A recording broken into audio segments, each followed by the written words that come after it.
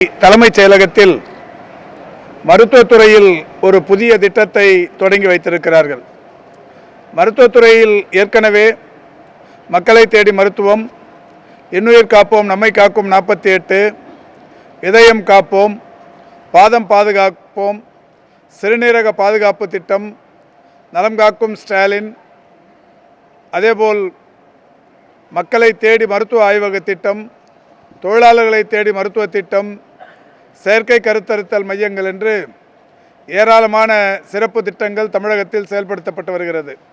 அந்த வகையில் இன்றைக்கு ஒரு புதிய திட்டமாக இந்தியாவில் வேறு எந்த மாநில அரசு மருத்துவமனையிலும் இல்லாத ஒரு புதிய திட்டமாக விமன் வெல்னஸ் ஆன் வீல்ஸ் என்கின்ற வகையில் நடமாடும் மகளிர் நல்வாழ்விற்கான மருத்துவ ஊர்தி திட்டம் இன்றைக்கு தொடங்கி வைக்கப்பட்டது. இந்த திட்டத்தை பொறுத்தவரை புற்றுநோய் தடுப்பு மற்றும் பராமரிப்பு திட்டத்தின் ஒரு பகுதியாக இன்றைக்கு தொடங்கி வைக்கப்பட்டிருக்கிறது. இந்த திட்டம் என்பது தமிழ்நாடு முழுவதிலும் கிராமங்கள், குக்கிராமங்கள், மலை கிராமங்கள் என்று எல்லா பகுதிக்கும் இந்த வாகனங்கள் முறையாக சென்று பெண்களுக்கு தேவையான ஒரு 7 வகையான நோய் பாதிப்புகளை ஆரம்ப நிலைகளிலேயே கண்டறிந்து சேவைகள் வழங்கப்படவிருக்கிறது. அந்த வகையில் புற்றுநோய் பாதிப்புகள் என்பது இன்றைக்கு உலகம் முழுவதும் அதிகரித்து வருகிற நிலையில் 3 மிக முக்கியமான புற்றுநோய் பாதிப்புகள்: வாய் புற்றுநோய், கருப்பை வாய் புற்றுநோய், மார்பக புற்றுநோய். அதேபோல் நீரிழிவு நோய்க்கான பரிசோதனைகள், உயர் இரத்த அழுத்தம் கண்டறிதல், இரத்த சோகை கண்டறிதல், இருதய நோய்களுக்கான பரிசோதனைகள் என்று பல்வேறு பரிசோதனைகளும் இந்த 3 வகை புற்றுநோய்கள் மட்டுமல்லாது வேறு வகையான ஒரு 4 வகையான புற்றுநோய் பாதிப்புகளும் இருக்கிறதா என்பதை கண்டறிகிற வகையில் இந்த வாகனம் வடிவமைக்கப்பட்டிருக்கிறது. இந்த வாகனத்தை பொறுத்தவரை டிஜிட்டல் மேமோகிராமி, இசிஜி கருவி, செமி ஆட்டோ அனலைசர் உட்பட பல வசதிகள் இந்த வாகனத்தில் இருக்கிறது. ஒரு வாகனம் 1,20,00,000 மதிப்பீட்டில் இது தயாரிக்கப்பட்டிருக்கிறது. பிரத்யேகமாக தயாரிக்கப்பட்ட இந்த வாகனத்தை பொறுத்தவரை தமிழ்நாட்டில் உள்ள 38 வருவாய் மாவட்டங்களுக்கும் ஒரு மாவட்டத்திற்கு ஒரு வாகனம் என்று இன்றைக்கு தொடங்கி வைக்கப்படவிருக்கிறது. ரூபாய் 40 கோடி மதிப்பீட்டிலான இந்த வாகனங்களின் முதல் வாகனத்தை மாண்புமிகு தமிழ்நாட்டின் முதலமைச்சர்கள் இன்றைக்கு தொடங்கி வைத்திருக்கிறார்கள். இந்த வாகனம் இன்று முதல் காஞ்சிபுரம் மாவட்டத்தில் தன்னுடைய சேவையை தொடங்கவிருக்கிறது. இந்த வாகனத்தை தொடர்ந்து மீதம் இருக்கிற 37 வாகனங்களும் மிக விரைவில் பயன்பாட்டிற்கு வரவிருக்கிறது. அந்த வகையில் இந்தியாவில் வேறு எந்த மாநிலத்திலும் இல்லாத ஒரு சிறப்புக்குரிய இந்த விமன் வெல்னஸ் ஆன் வீல்ஸ் என்கின்ற மகளிர் நல்வாழ்விற்கான நடமாடும் மருத்துவ வாகனம் மாண்புமிகு தமிழ்நாட்டின் முதலமைச்சர்களால் இன்றைக்கு தொடங்கி வைக்கப்பட்டிருக்கிறது. அதேபோல் மாண்புமிகு தமிழ்நாட்டின் முதலமைச்சர்கள் இன்றைக்கு தலைமைச் செயலகத்தில் 233 பேருக்கு பணியாணைகளை தந்திருக்கிறார்கள். பொதுவாக இந்த துறை பொறுப்பேற்ற நாள் முதல் புதிய பணி நியமனங்கள் மிக நேர்த்தியாக நடத்தப்பட்டு நேர்மையான முறையில் அது நடைமுறைகள் இன்றைக்கு அமலாக்கம் செய்யப்பட்டு தொடர்ச்சியாக இந்த பணியாணைகள் வழங்கப்பட்டு வருகிறது. அந்த வகையில் இன்றைக்கு மருத்துவ பணியாளர் தேர்வு வாரியத்தின் சார்பில் 19 பேர் இன்றைக்கு திறன்மிகு உதவியாளர், பொறுத்துனர் ஆகிய பணிகளுக்கு தேர்வு செய்யப்பட்டு அவர்களுக்கு பணியாணைகள் வழங்கப்பட்டிருக்கிறது. தமிழ்நாடு அரசு தேர்வாணையத்தின் மூலம் 196 நேரடி உதவியாளர்கள் பணி நியமனங்களும், தமிழ்நாடு தேர்வாணையத்தின் மூலம் வட்டார சுகாதார புள்ளியியலாளர்கள் 18 பேரும் ஆக மொத்தம் 233 பேர் இன்றைக்கு மக்கள் நல்வாழ்வுத்துறையில் புதிய பணியிடங்களை பெறுகிறார்கள். தமிழ்நாட்டின் வரலாற்றில் மட்டுமல்ல, இந்திய வரலாற்றில் அரசு வேலைவாய்ப்புகளில் வேலைவாய்ப்பை தருகிற அன்றைக்கே, பணியாணைகளை தருகிற அன்றைக்கே அவர்களுக்கு கலந்தாய்வு நடத்தி அவரவர்கள் விரும்புகிற ஊர்களுக்கு, குறிப்பாக சொந்த ஊர்களில் இடமிருந்தால் சொந்த ஊர்களில், அடுத்தடுத்து அக்கம் பக்கத்தில் இருக்கிற ஊர்கள் அவர்களாகவே தேர்ந்தெடுக்கிற வகையிலான வாய்ப்பை தந்து ஒரு கவுன்சிலிங் நடத்தி பணியாணைகள் தரப்பட்டு வருகிறது. மக்கள் நல்வாழ்வுத்துறையில் கடந்த 4.5 ஆண்டு காலமாக இந்த முறை இன்றைக்கு நடைபெற்று கொண்டிருக்கிறது. இந்த முறையில் பணி நியமனங்கள் நடைபெற்று கொண்டிருக்கிறது. அந்த வகையில் இன்றைக்கு ஒரு 233 பேருக்கு பணியாணைகள் தரப்பட்டிருக்கிறது. மாண்புமிகு தமிழ்நாட்டின் முதலமைச்சர்களுடைய வழிகாட்டுதலோடு இந்த அரசு பொறுப்பேற்றதற்கு பிறகு பல்வேறு புதிய பணி நியமனங்களை தந்து கொண்டிருக்கிறோம். புதிய பணியிடங்களை உருவாக்கி கொண்டிருக்கிறோம். புதிய பணி நியமனங்கள் மட்டுமல்லாது புதிய பணியிடங்களையும் உருவாக்கி ஆயிரக்கணக்கான பணியிடங்கள் உருவாக்கப்பட்டு பணி நியமனங்கள் தரப்பட்டு வருகிறது.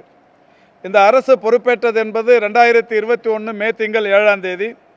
அதற்கு பிறகு இதுவரை இந்த துறையில் நியமிக்கப்பட்டிருக்கிற மருத்துவர்கள் 4337 மருத்துவர்கள், 1091 மருந்தாளுநர்கள், 131 உணவு பாதுகாப்பு அலுவலர்கள், 40 இளநிலை பகுப்பாய்வாளர்கள், 48 இயன்முறை சிகிச்சையாளர்கள், 344 ஆய்வக நுட்பர்கள், 1145 இதர மருத்துவம் சார்ந்த பணியாளர்கள், இவர் சித்த மருத்துவ பணியாளர்கள் 115 பேர், மருத்துவர் மற்றும் பல் மருத்துவர் உளவியல் பேராசிரியர்கள் என்று ஒரு 572 பேர், தமிழ்நாடு உணவு பாதுகாப்பு துறையில் முதுநிலை பகுப்பாய்வாளர்கள் ஒரு 15 பேர், இப்படி தொடர்ச்சியாக 1231 பேர் கடந்த 2 மாதங்களுக்கு முன்னால் செப்டம்பர் மாதம் 22ஆம் தேதி கிராம சுகாதார செவிலியர்கள் ஒரு 1231 பேர் என்று இதுவரை எம்ஆர்பி என்று சொல்லப்படுகிற மெடிக்கல் சர்வீசஸ் ரெக்ரூட்மெண்ட் போர்டு என்கின்ற அந்த அமைப்பின் சார்பில் மிக நேர்மையாக வெளிப்படைத்தன்மையோடு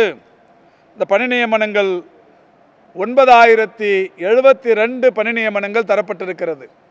மருத்துவத்துறையின் வரலாற்றில் ஒரு 4 ஆண்டுகளில் 9000த்திற்கும் மேற்பட்ட பணியிடங்கள் பணி ஆணைகள் புதிய பணி ஆணைகள் தரப்பட்டிருப்பது என்பது இதுவே முதல் முறை. அதோடு மட்டுமல்லாது எம்ஆர்பியின் சார்பில் 9072 என்கின்ற நிலையில் டிஎன்பிஎஸ்சி தமிழ்நாடு தேர்வாணையத்தின் சார்பில் பணி நியமனங்கள் இந்த துறைக்கு அளிக்கப்பட்டவைகள் 281 கருணை அடிப்படையிலான பணி நியமனங்கள் வழங்கப்பட்டிருக்கிறது. 3009 ஒப்பந்த அடிப்படையிலான செவிலியர்கள், அதேபோல் 3253 தற்காலிக செவிலியர்களுக்கு நிரந்தர செவிலியர்களுக்கான ஆணைகளை எம்ஆர்பி நிர்வாகம் தந்திருக்கிறது. இதைத் தொடர்ந்து தமிழ்நாடு அரசு பணியாளர் தேர்வு ஆணையத்தின் மூலம் இதுவரை 2011 புதிய பணி நியமன ஆணைகள் தரப்பட்டிருக்கிறது.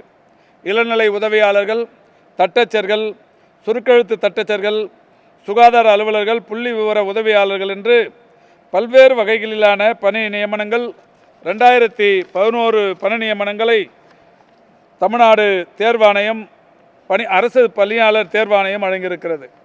அதேபோல் புதிய பணியிடங்களை உருவாக்குவது என்கின்ற வகையில் மாண்புமிகு தமிழ்நாட்டின் முதலமைச்சர்களால் இந்த அரசு பொறுப்பேற்றதற்கு பிறகு 708 இடங்களில் நகர்ப்புற நலவாழ்வு மையங்கள் புதிதாக தொடங்கப்பட்டது. 50 இடங்களில் ஆரம்ப சுகாதார நிலையங்கள் மற்றும் நகர்ப்புற ஆரம்ப சுகாதார நிலையங்கள் தொடங்கப்பட்டது. 19 இடங்களில் புதிய மாவட்ட அரசு மருத்துவமனைகள் உருவாக்கப்பட்டது. 6 இடங்களில் புதிதாக மாவட்ட அரசு தலைமை மருத்துவமனைகளுக்கு இணையாக புதிய மருத்துவமனைகள் கொண்டு வரப்பட்டது.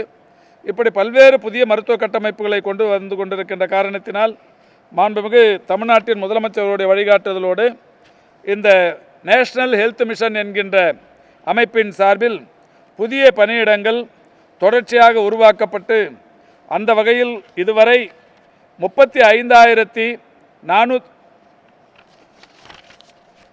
புதிய பணியிடங்களை பொறுத்தவரை 2708 நகர்ப்புற நலவாழ்வு மையங்களில் 2832 பேரும், 50 ஆரம்ப சுகாதார நிலையங்களில் 506 பேரும், அதேபோல் மருத்துவ மற்றும் தேர்வாணையத்தின் மூலம் ஒரு 196 பேர் என்று ஏராளமான பணியிடங்களை உருவாக்கி வருகிறோம். ஆக மொத்தம் இதுவரை புதிய பணி நியமனங்கள் என்பது கடந்த 4.5 ஆண்டில் 35,469 பணியிடங்கள் தரப்பட்டிருக்கிறது.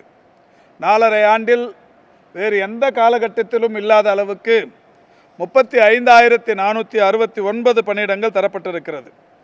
அதேபோல் பணியிட மாறுதல்கள் வெளிப்படை தன்மையோடு பணியிட மாறுதல்கள் கடந்த 4.5 ஆண்டில் நடத்தப்பட்டு டிரான்ஸ்பரன்சி கவுன்சிலிங் என்கின்ற வகையில் நடத்தப்பட்ட அந்த பணியிட மாறுதல்களின் மூலம் இதுவரை பணியிட மாறுதல்கள் பெற்றிருப்பவர்கள் 44,535 பேர்.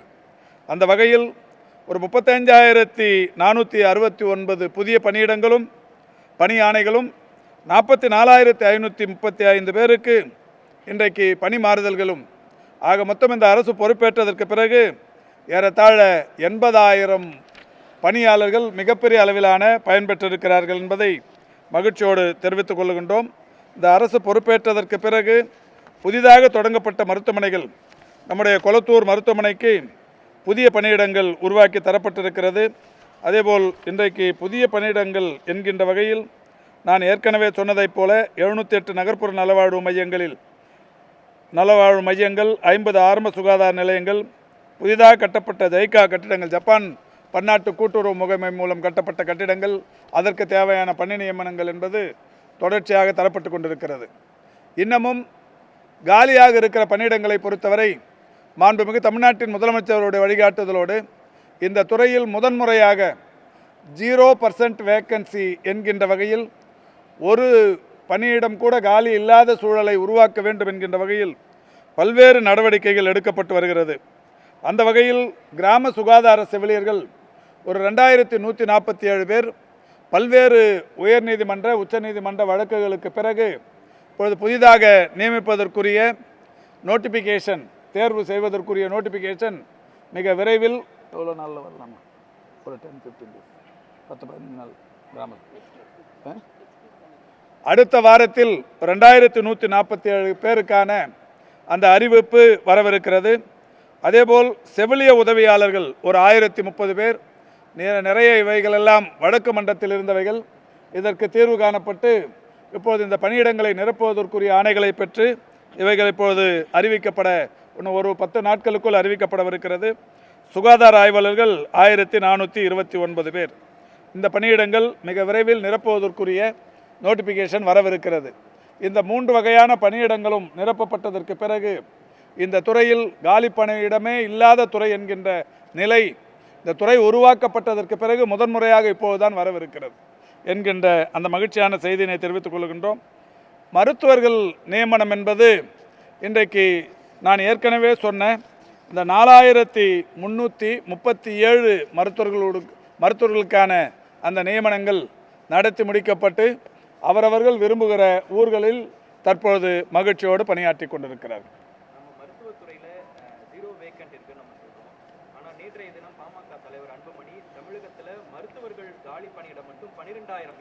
அதாவது நானும் அந்த அறிக்கையை பார்த்தேன். ஒரு விந்தையான அறிக்கை என்னென்னா, அவர் ஒரு மருத்துவர், ஏற்கனவே ஒன்றிய அரசில் மருத்துவத்துறையின் அமைச்சராகவும் பணியாற்றியவர். தமிழ்நாட்டில் எத்தனை மருத்துவர் பணியிடங்கள் இருக்கிறது என்பதை அவர் தெரிந்து வைத்திருக்க வேண்டும். தெரிஞ்சிருக்கணும்னு நினைக்கிறேன். தெரியுமான்னு தெரியல. ஏன்னா தமிழ்நாட்டின் ஒட்டுமொத்த அரசு மருத்துவர்களின் பணியிடங்களின் எண்ணிக்கையே 20,000 பேர் தான். 20,000 பேரில் 12,000 பேர் காலின்றார். இப்போ நான் ஏற்கனவே பலமுறை சொல்லியிருக்கிறேன், இந்த அரசு பொறுப்பேற்றதற்கு பிறகு இந்த மருத்துவமனைகளுக்கு வருகிற மக்களின் பயன்பாட்டுக்கு இந்த வருகிறவர்களுடைய எண்ணிக்கை எல்லா இடங்களிலும் 2-3 மடங்கு உயர்ந்திருக்கிறது. இப்போ நான் சொன்னேன் 35,000 புதிய பணியிடங்கள் உருவாக்கப்பட்டிருக்கிறது. 35,000 பேருக்கு பணி ஆணைகளை தந்திருக்கிறோம். இதில் 4,337 பணி ஆணைகளை தந்திருக்கிறோம். நான் மருத்துவர் அன்புமணி ராமதாஸை கேட்டுக்கொள்வது, ஒரு 4.5 வருஷம் இந்த ஆட்சியில் 35,000 புதிய பணியிடங்கள் பணி ஆணைகள் தரப்பட்டிருக்கிறது. 44,000த்திற்கும் மேற்பட்டவர்களுக்கு கலந்தாய்வு மூலம் பணியிட மாறுதல்கள் தரப்பட்டிருக்கிறது. நீங்கள் விரைவில் அங்கம் பெறவிருக்கிற ஒரு அதிமுக கூட்டணியில் அங்கம் பெறவிருக்கிறீர்கள். அதிமுக ஒரு 10 வருஷம் ஆட்சியில் இருந்தது. நான் இப்போ 80,000 பேர் சொல்கிறேன். இந்த 80,000 பேர் அளவில் ஒரு 50% பணியிடங்களாவது அப்பொழுது நிரப்பப்பட்டதா என்பதை கேட்டு தெரிந்து அறிக்கை விடுவது நல்லது. இன்னொன்றும் கூட சொல்கிறேன், நீங்கள் விரைவில் அங்கம் பெறவிருக்கிற பாஜக ஆண்டு கொண்டிருக்கிற மாநிலங்கள் ஏராளமாக இந்தியாவில் இருக்குது. அங்கெல்லாம் ஃபோன் போட்டு கேட்டு மருத்துவத்துறையில் இருக்கிற காலி பணியிடங்கள் எத்தனை இருக்குதுன்னு கேட்டுங்க. தமிழ்நாட்டில் இருக்கிற மருத்துவத்துறையின் காலி பணியிடங்களை கேட்டு தெரிஞ்சுக்கின்னு அதுக்கப்புறம் அறிக்கை விடுறது நல்லது. அவருக்கு யாரோ ஒரு மருத்துவர் போய் சொல்லியிருக்கிறாங்க, ரீடெப்ளாய்டு ஒரு 400 மருத்துவர்களை இந்த அறிக்கையில் நான் பார்த்தேன். எந்த மருத்துவராவது அதாவது இங்கே 20,000 பேர் இருக்கிறாங்கன்னா எல்லாருமே 1-2 பேருக்கு ஏதாவது ஒரு வகையில் அவங்களுக்கு ஏதோ ஒரு மனக்குறை இருக்கும். அதை சொல்லும்போது இவர் ஒரு மருத்துவரா இல்லது இந்த துறை அமைச்சராக இருந்தவருக்கு அதை ஒரு ஆராய்ந்து பார்க்கணும் அவங்க சொல்கிற குறை என்னான்னு. இப்போ இந்த நிர்வாகம் நடத்துறதுக்கு ஒரு சில சீர்திருத்தங்கள் செய்ய வேண்டியது இருக்குது. இப்போ புற்றுநோய் பாதிப்புகள் உலகம் முழுக்க அதிகரித்து கொண்டிருக்கிறது. ஏற்கனவே புற்றுநோய் மருத்துவர்கள் சென்னை, கோவை, மதுரை ஒரு 3-4 டிஸ்ட்ரிக்டில் தான் இருப்பாங்க. இப்போ புற்றுநோய் பாதிப்பு தமிழ்நாடு முழுக்க இருக்குது. இப்போ ஒரே இடத்துல சர்ப்ளஸாக இருக்கிற டாக்டர்கள், உபரியாக இருக்கிற மருத்துவர்கள் ஒரு 10 பேர், 2 பேருக்கு வேலை இருக்கும், ஒரு 10 பேர் இருக்கிறாங்கன்னா அதில் ஒரு 8 பேர் எடுத்து வேறு தேவையான இடத்துக்கு அனுப்புறது நிர்வாக சீர்திருத்தம். இந்த வேலையை செய்கிறது தான் ரீடெப்ளாய்டு. இதை பண்ணுறதுக்கு ஒரு மருத்துவர்கள் இதை எங்களை அங்கே மாற்றலாமா இங்கே மாற்றலாமான்றாங்க. தமிழ்நாடு முழுக்க வேலை செய்யறதுக்கு தான் இந்த துறை. அதுலேயும் இந்த கவுன்சிலிங் நடத்தி இப்போ டிரான்ஸ்பரன்சி கவுன்சிலிங் நடத்தி பண்ணி கொடுத்துருக்குறோம். இப்போ ஒரு மருத்துவமனையில் 8 பேர், 2 பேர் வேலை செய்கிற இடத்துல 8 பேர் இருக்கிறாங்கன்னா மீதி 6 பேரை தேவையான இடத்துக்கு மாற்றுறது, இந்த சீர்திருத்தம் பண்ணுறது நிர்வாக வசதிக்கு. இதை ஒரு பெரிய அறிக்கையாக ஒரு மருத்துவத்துறை அமைச்சராகவே இருந்தவர் வெளியிடுறாருன்னு போது அவர் அந்த நிர்வாகத்தை எப்படி கவனிச்சிருப்பார்னு எனக்கு தெரியல.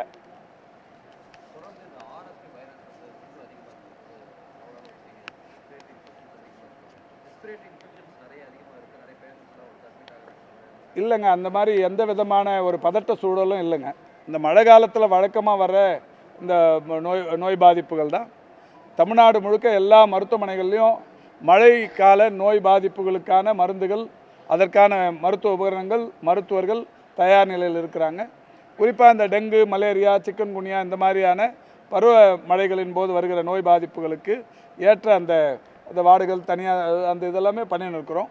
இப்போ இந்த மெடிக்கல் கேம்ப்ஸ், இந்த வடகிழக்கு பருவமழையை ஒட்டி நடைபெறுகிற அந்த மருத்துவ முகாம்களும் இப்போ எல்லா இடத்துலையும் அந்த முகாம்கள் நடைபெற்று கொண்டிருக்கிறது. எங்கெல்லாம் மழை முடியுதோ அங்கெல்லாம் கேம்ப் நடத்துகிறோம். இப்போ சென்னையில் மட்டுமே இந்த அதிகபட்ச மழைங்கிறது அந்த அக்டோபர் இறுதி வாரத்தில் தான் இருந்தது. ஒரு 30 சென்டிமீட்டர் மழை அளவு தான் பெஞ்சிருக்கு.